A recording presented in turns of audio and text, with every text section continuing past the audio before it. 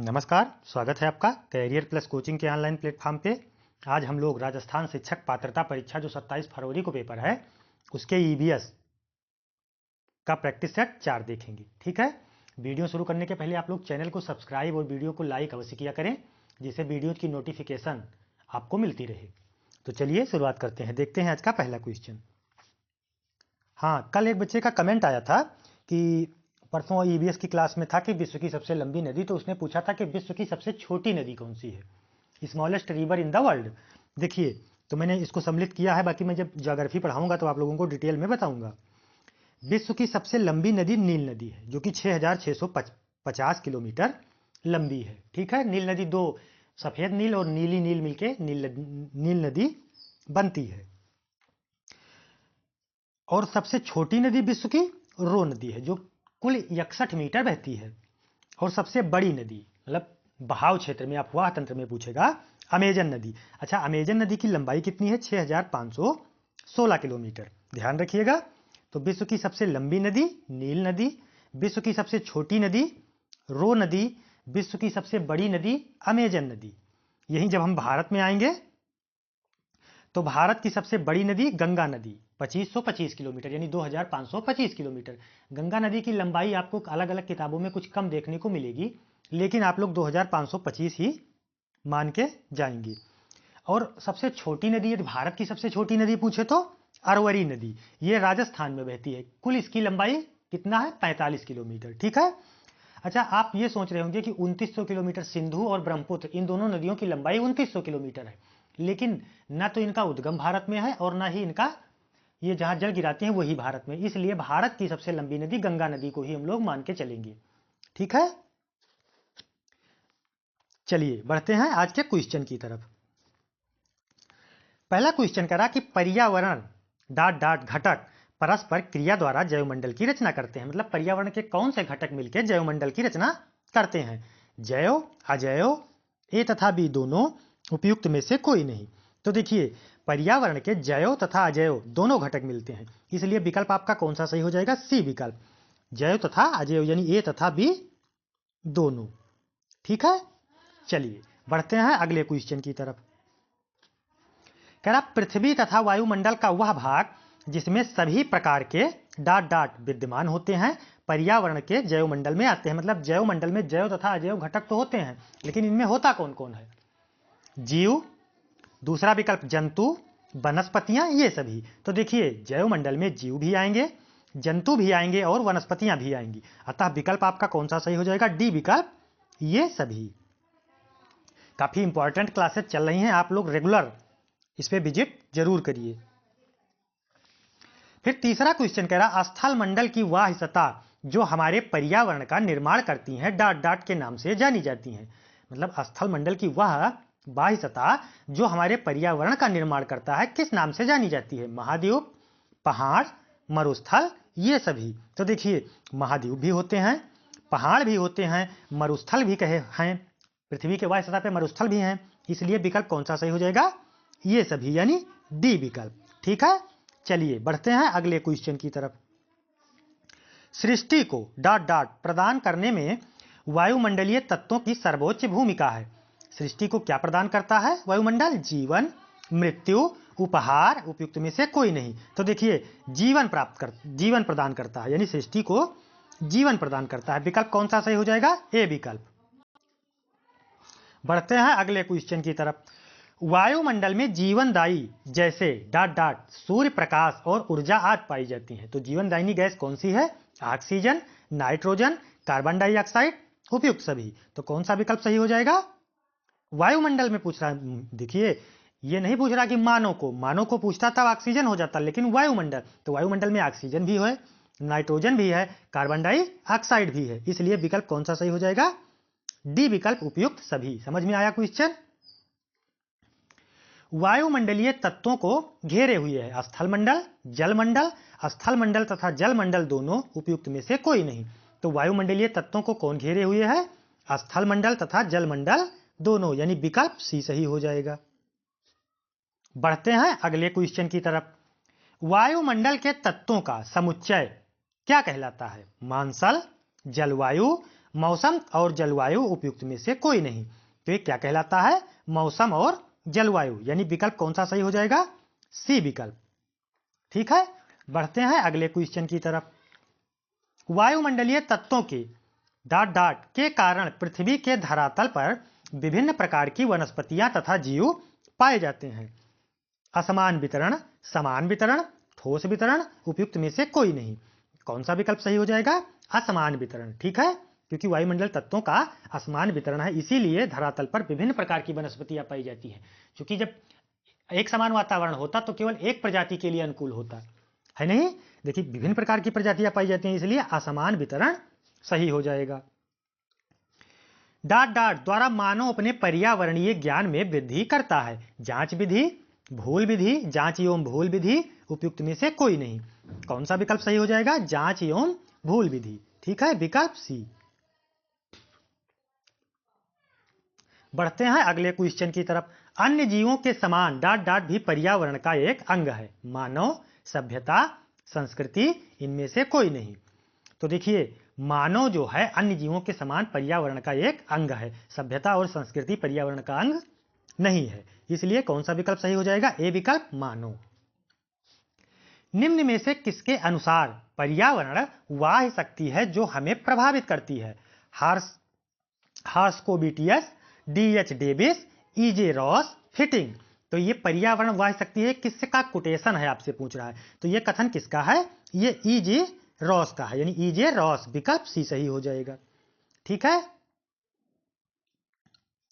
फिर कह रहा पर्यावरण वह सब कुछ है जो किसी जीव या वस्तु के चारों ओर से घेरे रहता है और उसे प्रत्यक्ष रूप से प्रभावित करता है। यह कथन किसका है? टांसले का, गिसबर्ट का, फिटिंग का, इनमें से कोई नहीं। तो यह किसका है?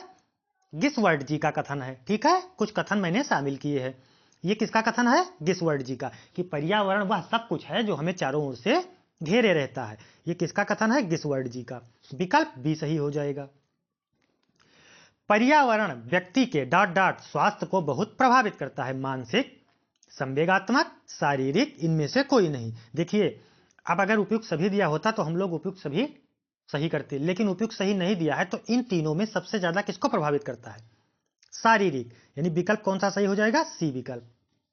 प्रभावित सबको करता है, लेकिन अब चूंकि उपयुक्त में से सभी विकल्प नहीं दिया है, इसलिए हम लोग शारीरिक को सही मानेंगे। पर्यावरण डॉट डॉट प्रकार का होता है। 2 प्रकार, 3 प्रकार, 4 प्रकार, 5 प्रकार। तो पर्यावरण 2 प्रकार का होता है। ठीक है, विकल्प कौन सा सही हो जाएगा? ए विकल्प। फिर कह रहा है भौतिक पर्यावरण को पर्यावरण भी कह सकते हैं।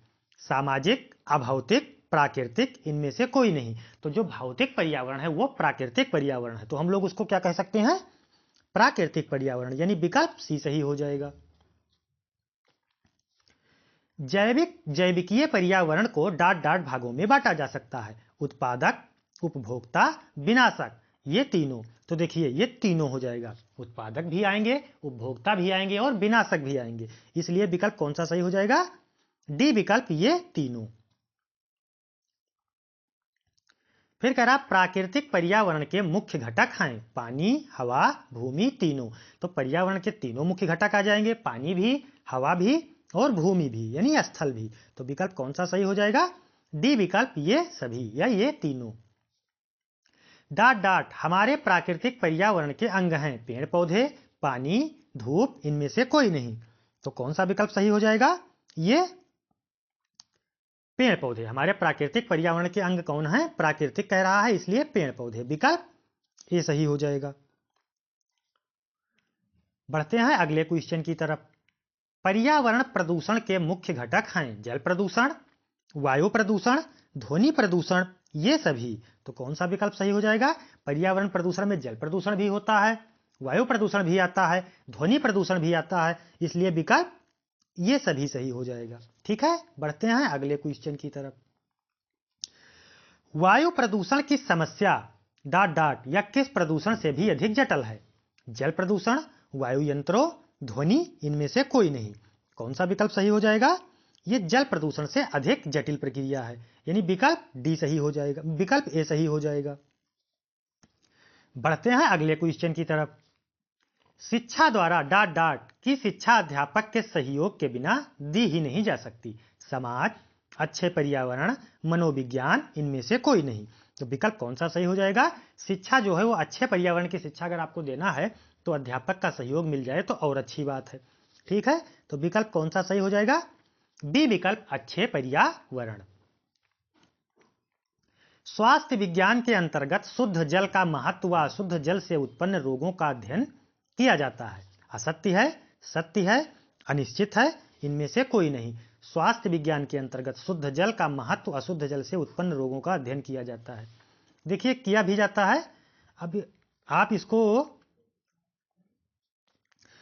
इसको सत्य, असत्य, अनिश्चित, अनिश्चित मारिए।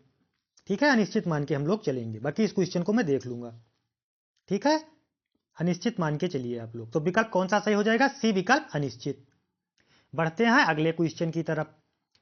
प्राकृतिक पर्यावरण के साथ सांस्कृतिक पर्यावरण को जोड़कर किसकी संज्ञा दी गई है? जैविक पर्यावरण, भौगोलिक पर्यावरण, जलवायु, उपयुक्त में से कोई नहीं।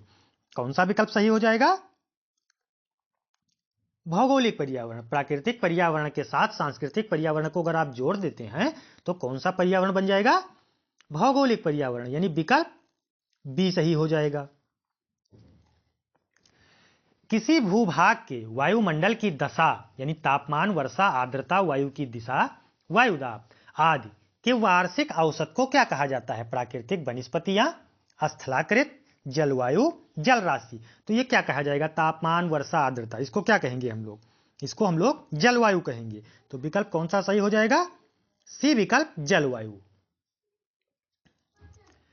प्रभावी दशाओं का वह संपूर्ण योग जिसमें जीव रहते हैं पर्यावरण कहलाता है। निम्न में से यह किसने कहा है? एजी टांसले, हार्स्कोबिटियस, लिंडमैन, इनमें से कोई नहीं। तो देखिए लिंडमैन ने 10% का नियम दिया है कि ऊर्जा का स्थानांतरण एक स्तर से दूसरे स्तर में 10% होता है। तो ये कथन जो है कि प्रभावी दशाओं का वह संपूर्ण योग है जिसमें जीव रहते हैं पर्यावरण कहलाता है, ये टांसले जी का है। तो विकल्प कौन सा सही हो जाएगा? ए विकल्प। मृदा भूपटल का वह क्षारित पदार्थ है जिसमें अनेक कार्बनिक एवं अकार्बनिक पदार्थों का सम्मिश्रण होता है तथा यह पौधों को उगाने में आवश्यक भोज्य पदार्थ प्रदान करता है। निम्न में से यह किसने लिखा है? डी के कौटिल्य, हिलगार्ड, डोक्यासेव, उपयुक्त में से कोई नहीं। तो विकल्प कौन सा सही हो जाएगा? ये हिलगार्ड जी का कथन है। ठीक है, कथन आपसे जरूर पूछेगा सीडीपी में भी और ईबीएस में भी, क्योंकि कोटेशन जो है वो रीट में हर बार आया है, इसलिए आप लोग कोटेशन को विशेष ध्यान दीजिए। अगला क्वेश्चन कह रहा है सर्वप्रथम रेडियोधर्मी प्रदूषण का प्रभाव कहां अनुभव किया गया? भारत में, जापान में, रूस में, इंग्लैंड में। तो रेडियोधर्मी प्रदूषण का अनुभव सबसे पहले जापान में किया गया था। तो विकल्प कौन सा सही हो जाएगा? जापान, यानी बी विकल्प। ठीक है, बढ़ते हैं अगले क्वेश्चन की तरफ। पर्यावरण जीव के पारिस्थितिकी कारकों का योग है, यह किसने कहा है? पी सोरेकिन, ए फिटिंग, सैंपल, के कौटिल्य। तो यह किसका कथन है? ये ए फिटिंग जी का कथन है कि पर्यावरण जीव के पारिस्थितिकी कारकों का योग है। ये किसने कहा है? ये फिटिंग जी ने। यानी विकल्प कौन सा सही हो जाएगा आपका? बी विकल्प। ठीक है, चलिए बढ़ते हैं अगले क्वेश्चन की तरफ। पर्यावरण से अभिप्राय उन समस्त डॉट डॉट से है जिनका प्रत्यक्ष प्रभाव मानव पर पड़ता है।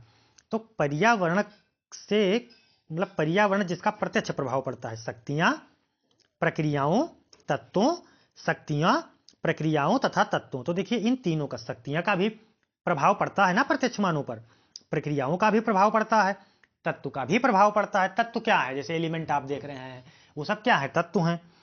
तो विकल्प कौन सा सही हो जाएगा? शक्तियां, प्रक्रियाओं तथा तत्वों, यानी तीनों विकल्प सही हो जाएंगे। ठीक है, बस 30 क्वेश्चन थे। आप लोग कमेंट में जरूर बताएं कि आप लोगों के 30 में से कितने सही हो रहे हैं। और बाकी रेट का कल लास्ट डेट है, जिन्होंने फार्म अभी तक नहीं सबमिट किया है वो लोग जाके फार्म सबमिट कर दें और तब अच्छे से तैयारी करें, क्योंकि अब एक दिन बचा है, कल उसकी लास्ट डेट है। डेट बढ़े इसकी कोई गारंटी नहीं है, तो इसलिए आप लोग फॉर्म जरूर सबमिट कर दें, उसके बाद तैयारी करें। पता लगा आप तैयारी कर रहे हैं, किसी भी चैनल से कर रहे हो, लेकिन आपका फॉर्म ही नहीं सबमिट हुआ, तो इसलिए आज जाके फॉर्म आप लोग सबमिट कर दीजिए। ठीक है, मिलते हैं नेक्स्ट सेशन में। धन्यवाद।